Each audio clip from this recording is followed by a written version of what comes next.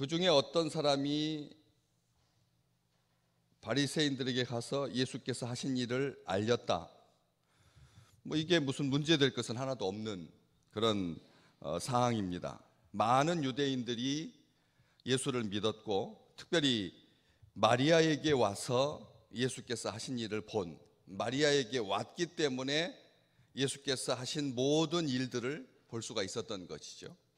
믿음의 사람에게는 예수 그리스도께서, 우리 주님께서 일하고 계심이 드러날 수밖에 없습니다. 우리가 주의 백성이면 주님께서 우리를 위하시는 것이 드러날 수밖에 없는 것이죠. 때문에 그러한 일들로 인해서 많은 유대인들이 예수를 믿었지만, 그 중에서 어떤 한 사람은 바리새인들에게 가가지고 예수께서 하신 일을 알리게 됩니다. 이게 부정적인 시각으로만 볼 것은 아니지만, 믿은 사람과 알린 사람, 많은 믿는 사람과 알린 한 사람, 이렇게 이제 구별이 되게 되는 거죠.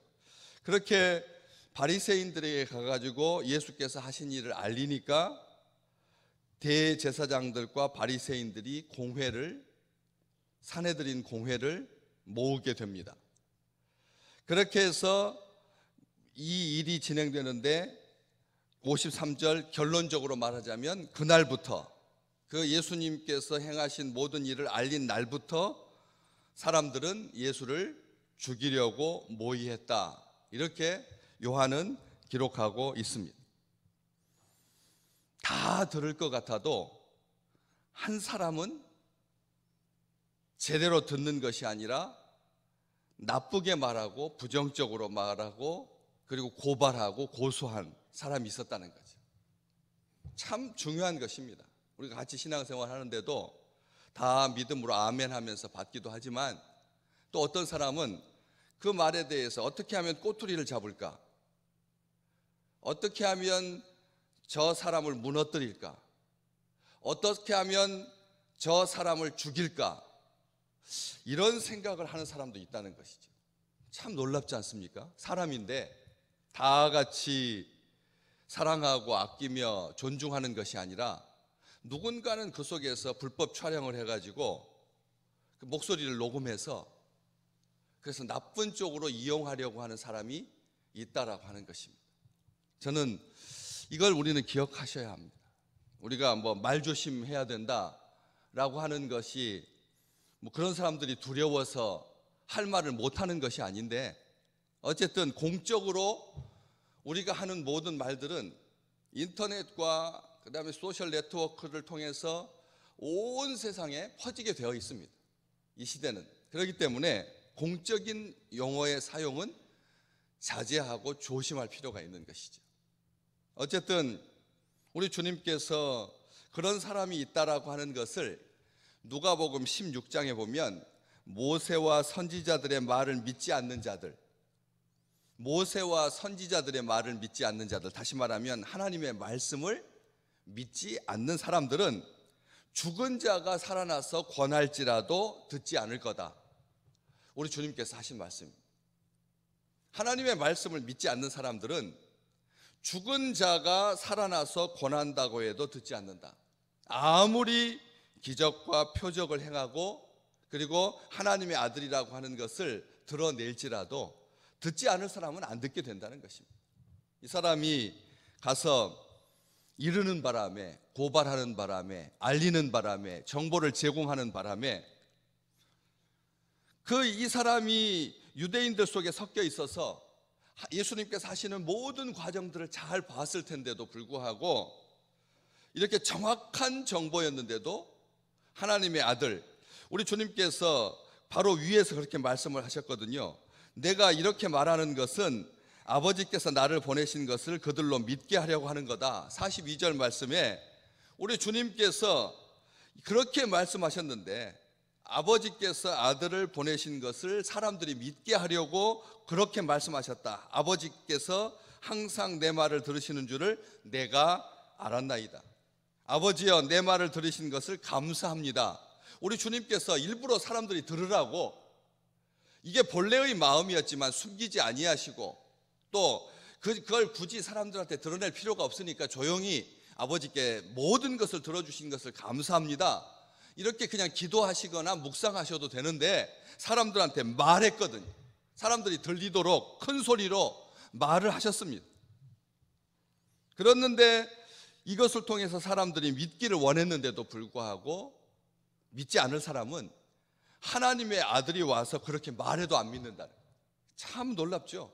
하나님의 아들이 직접 이 땅에 와서 다 들을 수 있도록 분명하게, 뭐 이게 무슨 군소리가 있는 것도 아니고 뭐 사족을 단 것도 아니고 꽈서 말하는 것도 아니고 술수를 쓰신 것도 아니고 사람들을 속이려고 하신 것이 아닌데, 사람들이 믿을 수 있도록, 믿음을 가질 수 있도록 주님께서 그렇게 일부러 말씀하셨는데도 불구하고 안 믿을 사람은 안 믿는다는 것입니다.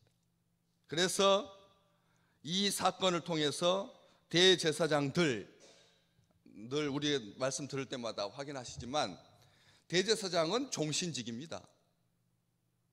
대제사장이 되면 죽을 때까지 대제사장입니다. 죽어야 다음 사람이 대제사장이 되는데, 로마는 그 종교 지도자 대제사장직을 가지고 유대인들을 편리하게 요리하려고 마음에 안 드는 사람 끌어내리고 마음에 드는 사람 세우고 하기를 반복하면서 대제사장들, 살아있는 대제사장들이 계속 누적된 것이죠. 그래서 이 대제사장 가야바, 대제사장들과 그리고 바리새인들이 공회를 모으는데, 우리 한국어에도 공회를 모았다라고 되어 있으니까 사내들인 공회를 소집했다 이렇게만 이해할 수가 있겠지만, 원어에 보면 정관사를 붙이지 않는, 그러니까 그 공회를 모았다, 정해진, 확정된, 공식적인 그런 회의를 소집한 것이 아니라 단수로 되어 있습니다. 정관사가 없다는 겁니다. 더가 안 붙어 있다는 겁니다. 그냥 공회, 이 부정관사, 정관사가 없이 그냥 공회를 소집합니다. 다시 말하면 비공식적으로 사람들을 모은 것입니다. 불법을 행하는 것이죠. 비정상적인, 다급하니까 아름아름 아는 사람들만, 그리고 실세들만, 여론을 주도할 수 있는 사람들만, 중요한 사람들만, 자기들이 보기에 가치 있는 사람들만, 자기들이 하는 말을 결정하는 것들을 도와줄 사람들만 따로 뽑아가지고 사람들을 모아서 회의를 하게 되는 것입니다. 그러면서 뭐라고 말하느냐면, 이 사람이 많은 표적을 행하니 우리가 어떻게 하겠느냐. 이 말 누가 했는지 모르지만 이 급조된 비정상적인 비공식적인 회의에서 회의를 모은 이유를 설명하고 있습니다. 우리가 교회에서도 회의를 합니다. 반드시 한 주 전에 주보에 알려야 합니다. 이게 교회의 법입니다. 한 주 전에 알려야 하는 것이죠. 그리고 또 무엇 때문에 모인다라고 하는 것을 명시해야 됩니다. 이번에는 교회 작년 결산과 올해 예산안을 심의하기 위해서 모입니다.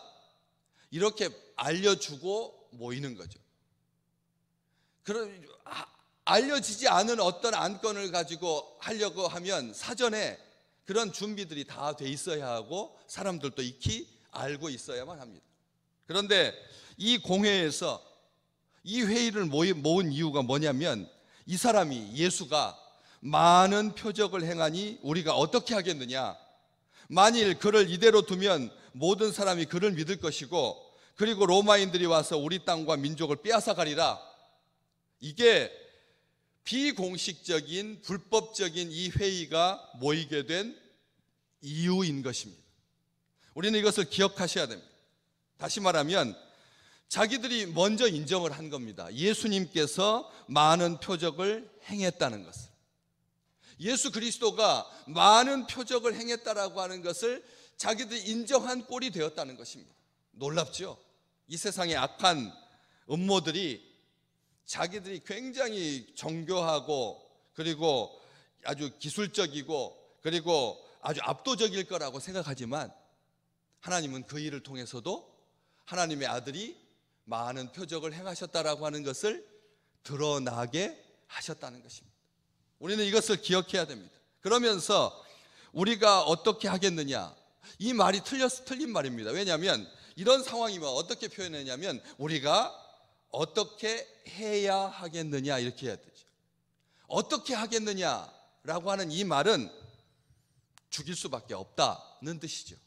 다시 말하면 제거하겠다는 목적이 대책을 의논하고 그리고 계획을 세우는 회의가 아니라 우리가 여지껏 꾸물꾸물 됐다, 우리가 저 예수가 저렇게 표적을 행하도록 가만히 놔둔 것은 잘못이다, 우리가 이렇게 엉성하게 있어서는 안 된다, 미적미적 거리다가는 큰일 난다, 우리가 가지고 있는 영향력이 급속히 쇠할 수가 있다, 우리는 이렇게 한다면 우리는 아무것도 아닌 존재가 되고 만다 하는 자책이 담겨 있는 그런 표현인 것입니다. 우리가 어떻게 하겠느냐, 죽일 수밖에 없다라고 하는 그 말을 담고 있는 표현이라고 하는 것이죠.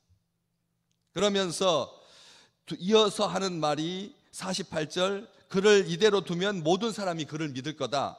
보통 악한 사람들이 하는 언어 습관이 이게 극단적이고 굉장히 엄살, 과대 포장하고 있는 그런 말들을 하고 있는 것을 보게 됩니다. 그를 그대로 두면 모든 사람이 믿을 것이다. 한 사람이 믿지 않고 자기들에 와가지고 예수 그리스도를 고발했는데, 한 사람이 자기들이 알고 있는데요, 한 사람은 많은 사람이 유대인들이 다 믿지 않고 그 중에서 한 사람이 나사로가 살아난 것을 본 사람들 중에, 그 표적을 본 사람 중에, 그 기적을 본 사람 중에 한 사람이 안 믿고 와서 고발했는데, 정보를 제공했는데, 간첩이 있었는데, 이 말은 벌써 자기들이 한 말이 틀린 말이 되고 만 것입니다. 우리 이걸 기억하셔야 됩니다. 굉장히 극단적으로 모든 사람이 믿게 될 거다, 엄살을 부리고 있는 것이죠. 또 로마 사람들이 와가지고 우리 땅과 민족을 빼앗아가리라, 이것은 더 엉터리입니다. 왜냐하면 로마인들은 피정복 국가의 종교에 대해서 간섭하지 않았습니다. 원칙이 그거였습니다. 자기가 정복한 나라의 종교에 대해서는 간섭하지 않았습니다. 나쁜 종교 믿을수록 좋았습니다. 왜? 자기들끼리 음란한 짓 하고 자기들끼리 사익을 취하고 그러다가 종교 지도자들이 욕을 먹게 되고 그래서 와야 되니까, 종교가 민족을 분열시킬 수 있는 가장 좋은 수단입니다. 종교가 사람을 죽일 수 있는, 합법적으로 사람을 죽일 수 있는 최고의 수단이니까, 자기들이 손 안 대고 사람 죽일 수 있으니까, 정복할 수 있으니까, 자기의 지배력을 공고히 할 수 있기 때문에 다른 민족의 종교에 대해서는 로마 제국은 관여하지 않는다. 이것이 원칙입니다. 이것이 진리입니다. 그렇기 때문에 모든 사람이 믿게 될 것이다. 로마가 와서 우리 땅과 백성을 마치 자기 땅, 민족, 애국 하는 것 같지만, 이것은 자기 땅이라고 하는 그 땅은 한정된 땅, 다시 말하면 예루살렘만 말하는 겁니다. 자기들의 종교 활동 무대인, 이권이 걸려있는, 영향력을 행사할 수 있는 백성들의 삶에는 전혀 관심도 없으면서 말마다 우리 땅, 우리 백성, 여기 로마인들이 와서 우리 땅과 민족, 언제부터 그들이 자기네 땅, 자기 민족 생각했다? 한 번도 그런 적 없었습니다. 전부 다 자기 땅 생각하고 있었고, 애국심을 빙자하여서 자기의 목적을 이루려고 하고 있는 아주 악한 말이죠. 기억하셔야 됩니다. 그들은 예수 그리스도를 분별할 수 있는 능력이 없었습니다. 그들은 믿지 않았습니다. 그들은 영접하지 않았습니다. 하나님은 믿음을 의로 여기십니다. 믿음을 의로 여기십니다. 하나님께서 백성을 복주시는 분은 우리 하나님이십니다. 민족들을 생각하시는 분은 이 지구상에 하나님밖에 없습니다. 자기 민족 내세우는 사람들 가만히 보면 독재자 많습니다. 독재자들 많습니다. 그들이 진정 자기 민족을 사랑하던가요? 생각해 보십시오. 우리는 이것을 기억하셔야 됩니다.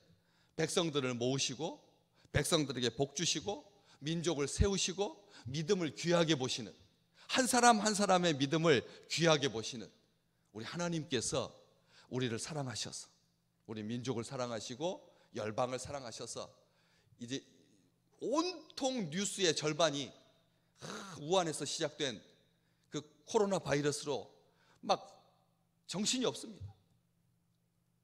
이제 이런 속에서도 오늘 부르는 찬송가 가사처럼 우리를 치유하시고 우리를 사랑하시는 분은 예수 그리스도시다 라고 하는 고백으로 믿음을 가지고 담대하게 이런 시간이 잘 지나갈 수 있도록 기도하고 하나님의 사랑 가운데 거하는 우리 귀한 식구들 되시기를 주의 이름으로 축복합니다.